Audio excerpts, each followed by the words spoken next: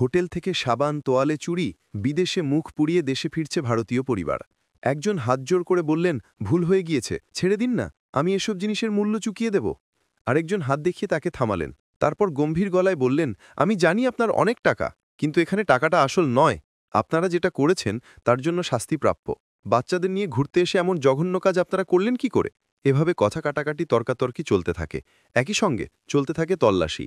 এরপরই একজন ভদ্রলোক বলে ওঠেন, আপনার হোটেলের ৫০ লাখ টাকার জিনিস আমি এখনই কিনে নিতে পারি, ছেড়ে দিন আমাদের, ভুল হয়ে গেছে মানছি তো।